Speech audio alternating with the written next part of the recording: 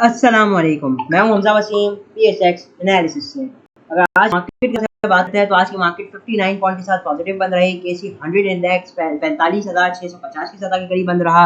जब वॉल्यूम्स को देखा जाए तो 61 मिलियन केसी 100 इंडेक्स में हुआ, जबकि किसी ऑल शेयर के अंदर 138 मिलियन का काम हुआ, जिसकी वैल्यू 2.778 बिलियन बनती है। तो वॉल्यूम वाइज बात की जाए तो हमने छोटे शेयर में आज ज़्यादा काम होते हुए देखा। वॉल्यूम नो डाउट बहुत अच्छे लगे, लेकिन आप देख सकते हैं कि 138 मिलियन के वॉल्यूम के बावजूद 2.7 बिलियन का ही काम हुआ, ठीक है ना।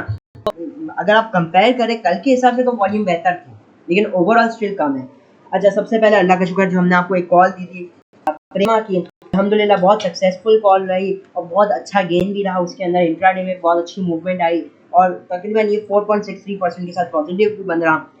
ओवरऑल हमारी कोशिश यही होती है कि हम क्वालिटी जो एनालिसिस है वो प्रोवाइड करें हमारे यूट्यूब चैनल के, ठीक है। इवन काफ़ी लोग ये भी सवाल करते हैं कि मैंने कहाँ से टेक्निकल एनालिसिस सीखी। काफ़ी लोग अक्सर कल कोई पेड कोर्सेज नहीं लिया, बेसिकली मार्केट ही आपको ज़्यादा सिखा देती है। तो मार्केट और एक्सपीरियंस की मेन बात होती है। थोड़ा तो आपको चलो 10-20% नॉलेज तो यूट्यूब गूगल इधर से भी मिल जाएगी, लेकिन जो बाकी 80-90% होता है वो खुद आपको जो है वो मार्केट से सीखना पड़ता है। मार्केट से अगर आप सीखेंगे तो इंशाल्लाह आप खुद देखेंगे कि आपकी जो एनालिसिस होगी वो रियलिटी से काफ़ी क्लोज होगी। एनीवेज, अगर मैं देखता हूँ तो सबसे पहले एक बहुत बड़ी न्यूज़ आई इंटरेस्ट रेट के हवाले से। स्टेट बैंक ने इंटरेस्ट रेट अनचेंज रखा और ये मैं बता दूँ ये बहुत बड़ा सरप्राइज है, ठीक है ना। स्पेशली क्योंकि जहाँ आज के दिन की मैं बात करूँ तो आज भी लोग 250 बेसिस पॉइंट की बातें कर रहे थे, 200 बेसिस 100 बेसिस पॉइंट की आज भी बातें हो रही थी कि एटलीस्ट बढ़ेगा। लेकिन उसी जगह पे हमने देखा कि इंटरेस्ट रेट में कोई इजाफा नहीं हुआ। तो ये एक बहुत बड़ी न्यूज़ है हमारी मार्केट के लिए, क्योंकि स्पेशली मार्केट का ये हर्डल बना हुआ था जो कि मार्केट को बढ़ने नहीं दे रहा था, बावजूद कि डॉलर रोज रोज गिर रहा है आपका। हम ये देख रहे थे ये एक बहुत बड़ा हर्डल बन के खड़ा हुआ था। तो ये एक बहुत बड़ी गुड न्यूज़ है। उसी के अलावा डॉलर तो मुसलसल गिर ही रहा है, आज भी गिरता हुआ ही नज़र आया हमें। तो बहरहाल ये हो जाता है कुछ न्यूज़ के हवाले से। जहाँ मैं बात कर लेता हूँ आज के दिन के टॉप एक्टिव स्टॉक्स के हवाले से, तो आज के दिन टॉप एक्टिव स्टॉक ये इलेक्ट्रिक का रहा, 18 मिलियन से ज़ायद का काम इसके अंदर हुआ। फिर अल शहीर कॉर्पोरेशन, इसके अंदर भी 18 मिलियन से ज़ायद का काम हुआ। जस्ट सर्ले के राइट शेयर के अंदर 16 मिलियन से ज़ायद का काम हुआ। जहाँ पे मैपल लीफ में 8 मिलियन का काम, AGL के अंदर आज 72 लाख का काम हुआ, जब WTL 50 लाख का काम, और सर्ले के अंदर भी एक ज़बरदस्त इजाफा रहा, 47 लाख का काम इसके अंदर भी देखने को मिला। मटीरियल इन्फॉर्मेशन आई थी बहरहाल, जहाँ सिनर्जी 3 पैसे पॉजिटिव रहा, 44 लाख का काम। SNGP के अंदर आज हमने थोड़ी गिरावट देखी, जहाँ HBL का जो ETF है उसके अंदर भी हमने आज स्लाइट इजाफा देखा विथ वॉल्यूम्स। तो टॉप एडवांसेज की बात करी जाए तो लिक्विड स्टॉक्स भी है, जैसे कि सर्ले का राइट शेयर पे 46% के गेन के साथ रहा, जहाँ पे पाकिस्तान होटल्स को आज भी अपर कैप लगा। अल शहीर कॉर्पोरेशन जो है उसके अंदर आज ज़बरदस्त वॉल्यूम के साथ एक तेज़ी देखने को मिली। जब टॉप डिक्लाइन साइड की अगर मैं बात कर लेता हूँ तो टॉप डिक्लाइन साइड पे जो कुछ बहुत कम ही लिक्विड है, जैसे कि एक आध नेक्स्ट हो जाता है, FCSC हो जाता है, बाकी तो तकरीबन सब मोस्टली इल लिक्विड स्टॉक्स ही हो जाते हैं। अगर इंटरनेशनल मार्केट के हवाले से बात करते हैं तो गोल्ड $3.75 नेगेटिव चल रहा है 1928 के पास। जहाँ क्रूड ऑयल की बात की जाए WTI $1.35 पॉजिटिव है $89.87 के पास, जब ब्रेंट ऑयल $93.16 के पास ट्रेड कर रहा है। तो ये एक बहुत बड़ी नेगेटिव चीज़ है। ऑयल जो है क्रूड ऑयल ये बहुत ज़्यादा हाई साइड पे और ये एक बहुत बड़ा थ्रेट होता है किसी भी इकोनॉमी के लिए, ठीक है ना, specially oil import based economy के लिए, ठीक है। जहाँ पे अगर हम बात कर लेते हैं इंटरनेशनल मार्केट के हवाले से तो बॉम्बे स्टॉक एक्सचेंज 52 पॉइंट के साथ पॉजिटिव बन रही, जहाँ पे यूरोपियन मार्केट्स के अंदर हम मिक्स एक्टिविटीज़ इस वक्त देख रहे हैं। तो ये हो जाता है कुछ आज की मार्केट के हवाले से। जहाँ अब हम चलते हैं टेक्निकल चार्ट्स पर, देखते हैं टेक्निकली मार्केट के अंदर कैसी मूवमेंट आ सकती है। तो इस वक्त मैं मौजूद हूँ KC 100 इंडेक्स के डेली चार्ट के ऊपर। अगर आप इधर आज की कैंडल को देखेंगे बहुत छोटी सी कैंडल बनी है। रेंज की आज मार्केट की 200 पॉइंट से भी कम की रेंज थी, इस वजह से कैंडल भी बहुत छोटी सी मार्केट की बनी है। अब चूँकि आज मॉनेटरी पॉलिसी भी अनाउंस हुई और एक बहुत बड़ा सरप्राइज़ मिला। अब एक बात तो ये समझ लेते हैं कि क्योंकि जो आम पार्टिसिपेंट है वो एक्सपेक्ट कर रहे थे कि मॉनेटरी पॉलिसी में एक राइज आएगा, ठीक है ना, ये हम सब यही एक्सपेक्ट कर रहे थे। तो उसकी वजह से मार्केट ने भी उसको डिस्काउंट कर लिया था, ठीक है ना। मतलब अगर मॉनेटरी पॉलिसी 100 बेसिस पॉइंट बढ़ती ना तो मार्केट उसको ऑलरेडी डिस्काउंट कर चुकी थी, उससे ज़्यादा बढ़ती तो मार्केट में एक प्रेशर आ सकता था, लेकिन मार्केट 100 बेसिस पॉइंट तक को करेक्ट कर चुकी थी। तो बहरहाल ये गुड न्यूज़ है। अच्छा, अब मैं रेजिस्टेंस लेवल की बात करूँ मार्केट के हाल से, तो मार्केट का पहला रेजिस्टेंस लेवल है 45,900 का, ये पहला इमीडिएट रेजिस्टेंस लेवल है। इस रेजिस्टेंस लेवल के बाद जो अगला रेजिस्टेंस लेवल है वो है 46,100 का, उसके बाद 46,300, फॉलोड बाय 46,500 और 800 के लेवल्स। ठीक है, मैं वन सेकेंड यहाँ पे मार्क भी कर देता हूँ। 45,900 आपका पहला रेजिस्टेंस लेवल है, या दूसरा रहेगा 46,000 बेसिकली 100 का लेवल। ठीक है, उसके बाद रहेगा 46,300 और उसके बाद का जो लेवल आएगा 46,500 और फिर 46,800 और उसके बाद का अगला नेक्स्ट मेजर रेजिस्टेंस लेवल जो रह जाता है वो होता है 47,000 का लेवल। तो ये वो रेजिस्टेंस लेवल है जो मार्केट के लिए कल के दिन रह सकते हैं। ठीक है, जाहिर सी बात है जैसी न्यूज़ आई है इस हिसाब से मार्केट के अंदर भी हमें एक बहुत अच्छी एक्टिविटीज़ देख सकते हैं। ठीक है, अगर 47,000 भी ब्रेक हो जाए, ठीक है, तो फिर जो आगे आने वाले लेवल्स होंगे 47,200 और 400 के लेवल्स रहेंगे। सपोर्ट लेवल के पास मार्केट ने एक स्ट्रॉन्ग सपोर्ट बिल्डअप कर ली है 45,450 की, जो हम देख रहे हैं कई दिनों से मार्केट इसी लेवल के पास बार बार सपोर्ट लेती हुई नज़र आ रही है। ठीक है, तो जब तक इस लेवल के ऊपर है, मैंने पहले भी कहा था मार्केट सेफ जोन में। ठीक है, अगर इसको ब्रेक करेगी तो फिर ही गिरावट होगी, वरना उससे पहले मार्केट के अंदर इस वक्त कोई गिरावट का चांस नहीं नज़र आता। और स्पेशली अगर मैं सेंटिमेंट्स को भी देखता हूँ तो सेंटिमेंट सारे इस वक्त मार्केट के अंदर तेज़ी को ही पॉइंट कर रहे हैं। जाहिर सी बात है एक अनचेंज हो जाना मॉनेटरी पॉलिसी में ये अपने आप में एक बहुत बड़ी न्यूज़ है, क्योंकि लास्ट टाइम आपको याद होगा 31 जुलाई की मैं बात कर रहा हूँ, जब मार्केट में एक तो ज़बरदस्त तेज़ी थी। ठीक है, मार्केट रोज मैं बल्कि आपको चार्ट्स के साथ ही दिखा देता हूँ। अगर आप मैं डेली टाइम फ्रेम पे आ चुका हूँ और अगर आप यहाँ पे देखते हैं तो 31 जुलाई के पास में मौजूद है। इस दिन मार्केट में हमने 957 पॉइंट की तेज़ी देखी थी। अब अगर आप देखेंगे, आप ये देख रहे होंगे कि मार्केट के अंदर एक मुसलसल तेज़ी थी।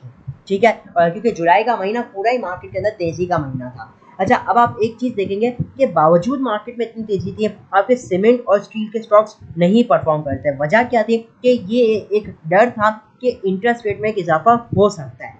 ठीक है ना, इस वजह से सीमेंट और स्टील आपके बिल्कुल भी परफॉर्म नहीं कर रहे थे। मैं आपको चार्ट के साथ ही दिखा दूं, जैसे डीजीकेसी की मैं बात करता हूँ एक एग्जाम्पल के तौर पर। ठीक है ना, अगर आप यहाँ पे डीजीकेसी को देखेंगे तो मैं हूँ इस वक्त 31 जुलाई को। 31 जुलाई के दिन आप देखेंगे मतलब मार्केट तो रोज़ बरोज़ ऊपर ही जा रहे थे, लेकिन डीजीकेसी जो है वो 58 रुपीज़ 90 पैसा से वो 53 रुपीज़ तक आ चुका था। और फिर जिस दिन अनाउंस हुआ कि भाई इंटरेस्ट रेट में कोई इजाफा नहीं हुआ, अनचेंज है, उसके अगले दिन ही आपका डीजीकेसी गैप अप ओपन हुआ और फिर वो तकरीबन 2 रुपये का उसके अंदर इजाफा हुआ। सिमिलरली मैं अगर आईएसएल की बात कर लूँ, इंटरनेशनल स्टील्स की, तो इंटरनेशनल स्टील्स के साथ भी यही था कि क्योंकि एक तो इंटरेस्ट रेट का खौफ था, बावजूद मार्केट तेजी में थी, ये आईएसएल नीचे आ रहा था। तो 52 रुपये का जो इसने हाई लगाया था 11 जुलाई को, उसके बाद उसने एक लो लगाया 20 जुलाई को 46 रुपीज़ का। मतलब इतनी बड़ी गिरावट हम लोग को देखने को मिली थी आईएसएल के अंदर भी।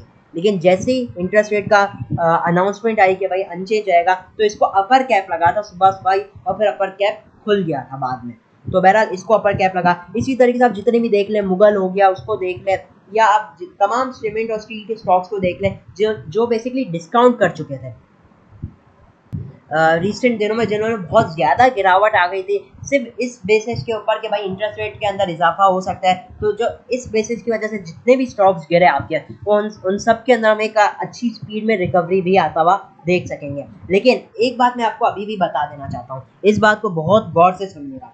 बावजूद ये कि कल उसके अंदर मूवमेंट आ सकती है, कि बावजूद इंटरेस्ट रेट नहीं बढ़ा, देखिए बहुत गौर से सुनिएगा। मैं जानता हूँ इंटरेस्ट रेट में इजाफा नहीं हुआ, ये गुड न्यूज़ है, लेकिन इतनी भी बड़ी गुड न्यूज़ नहीं। उसकी वजह क्या है कि देखिए, आपने देखे लास्ट क्वार्टर्स के रिजल्ट कैसे है, लेटेस्ट क्वार्टर के। ठीक है, आपने देखा डीजी कैसी 3 महीने में प्रॉफिट किया, आखिरी क्वार्टर में 12 रुपये का लॉस कर दिया। आप जितने और भी देख लें, चिराट सीमेंट आखिरी क्वार्टर में बहुत कम अर्निंग है, कोहाट सीमेंट आखिरी क्वार्टर में बहुत कम अर्निंग है। तो ये जो चीज़ है ना, ये शो करती है कि अगर इंटरेस्ट रेट यहीं पे ही रहता है, बरकरार भी रहता है ना 22% पे, तो आने वाले जो क्वार्टर्स होंगे उसके अंदर एक रिजल्ट जो है वो होंगे वो बहुत ज़्यादा बेकार आ सकते हैं। ठीक है ना, मतलब कि हो सकता है कुछ प्लस दे, बहुत कम प्लस आए, या माइनस में आ सकते हैं रिजल्ट। तो इसकी वजह से जो है फ्यूचर अर्निंग्स जो होगी, 22% भी इंटरेस्ट रेट कोई अच्छी चीज़ नहीं है, लेकिन फ्यूचर अर्निंग्स कॉम्प्रोमाइज होगी डेफिनेटली।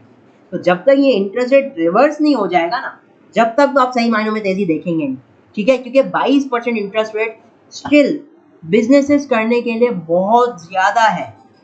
हाँ, अगरचे आपको लगता है यार मैं 1 साल बाद जो है इंटरेस्ट रेट गिर जाएगा वापसी 15%, 16%, और उसके अगले मतलब 2 साल बाद फिर 10% हो जाएगा, अगर आपको ये लगता है तो फिर इन्वेस्टमेंट कर डालें, ठीक है। फिर वही रेट्स आ जाएंगे आपके स्टॉक्स के जब इंटरेस्ट रेट 10% था, 8% था, 7% था, वही डीजी से ऊपर चला जाएगा, वही पायोनियर ऊपर चला जाएगा, ठीक है, वही ऊपर सारे स्टॉक्स चले जाएंगे। लेकिन जब तक इंटरेस्ट रेट में रिवर्सल नहीं आएगा ना सही मायनों में, जब तक तो जो है स्टॉक्स में बेसिकली उनके अर्निंग्स पे हम एक इम्पैक्ट डेफिनेटली देखेंगे, नेगेटिव इम्पैक्ट। तो होपफुली आप लोग समझ रहे होंगे, ये थोड़ी कॉम्प्लिकेटेड चीज़ है, लेकिन अगर आप समझ जाएंगे ना तो इंशाल्लाह आप खुद देखेंगे कि है ना आपकी जो ओवरऑल ट्रेड्स हैं वो कितनी प्रॉफिटेबल रह पाएंगी। तो मेरा मकसद खाली ये कहने का कि कल के दिन डेफिनेटली ये न्यूज़ अच्छी है और इससे इम्पैक्ट भी पॉजिटिव आएगा, लेकिन जैसे हमने पहले भी देखा था कि ISL था, अपर कैप लग गया, अपर कैप खुल गया इसका, इसी तरीके जितने भी स्टॉक्स से ऊपर खुले तो थे, थोड़ा और ऊपर जाने के बाद नीचे आ गए, तो स्टॉप लॉस लाजमी रखिएगा। ब्लाइंडली भी नहीं खरीदना यार, आपने ब्लाइंडली नहीं खरीदना। हाँ, उन स्टॉक्स के अंदर कर सकते हैं, खरीद सकते हैं एक तो जिनका इंटरेस्ट रेट के साथ है ना आपका ताल्लुक ही नहीं है और वो नीचे आए हुए थे मार्केट प्रेशर की वजह से, वो तो बेस्ट बाई रहेंगे, ठीक है, वो बेस्ट बाइंग रहेंगे। जिनको इंटरेस्ट रेट से ताल्लुक नहीं हो, वो नीचे आए हुए थे सिर्फ मार्केट प्रेशर की वजह से, उनके अंदर तो दबा के बाइंग कीजिएगा। कुछ टेक्नोलॉजी की भी उनके अंदर शामिल है, ठीक है, टेक्नोलॉजी के अलावा फार्मा सेक्टर के चंद स्टॉक जिनकी आप देखेंगे इंटरप्राइज वाली मार्केट कैपिटलाइजेशन से कम है, उनको आप डेफिनेटली चेकआउट कर सकते हैं, ठीक है। उसके अलावा अगर मैं बात करता हूँ तो कुछ सेकंड थर्ड टियर के स्टॉक्स भी देखे जा सकते हैं। एनीवेज, होपफुली वीडियो अच्छी लगी होगी, क्योंकि मैंने ज़्यादा टेक्निकल को तो आज डाला ही नहीं अपनी वीडियो में। वजह क्या थी कि एक तो जानते ही है, एक जो इवेंट हुआ है स्पेशली मॉनेटरी पॉलिसी का, उसकी वजह से मूवमेंट बहुत ज़्यादा आपकी मार्केट अग्रेसिव परफॉर्म कर सकती है, ठीक है। तो ये इस वक्त एस्टिमेट करना कि भाई मार्केट कहाँ तक जाएगी, तो ये इस वक्त थोड़ा मुश्किल है, लेकिन जो मैंने अपनी तरफ से गाइडलाइन दी बेस्ड अपॉन प्रीवियस एक्सपीरियंस, ठीक है, मैं अपने पास्ट एक्सपीरियंस को देखकर ही आपको बताया है, ठीक है, और जो रियलिटी है वो आपके सामने पेश करती है, ठीक है। No doubt it's a very good news, it's a good news, लेकिन ओवर एक्साइटेड होना भी एक अच्छी चीज़ नहीं है। बाकी अगर बात की जाए तो अल्हम्दुलिल्लाह हमारी जितनी भी ट्रेड्स थी, अल्लाह का शुक्र है, बहुत सारी ट्रेड्स आपको हमने प्रीवियस 1-2 महीने से दे रहे हैं, अल्हम्दुलिल्लाह काफ़ी सक्सेसफुल रही। प्रेमा की बात की जाए तो प्रेमा की आपको कॉल दी, बहुत सक्सेसफुल रही। तो जो भी स्टॉक्स के आपको एक्यूमुलेशन लेवल दिए जाते हैं उनको जमा कर सकते हैं, वजह भी आपको हम बताते रहते हैं अपनी वीडियोज़ में। तो इसी के साथ मैं भी इजाज़त चाहता हूँ। वीडियो अच्छी लगी हो तो लाइक और चैनल को ज़रूर सब्सक्राइब कीजिएगा। मैं हूँ हमजा वसीम, PSX एनालिसिस से।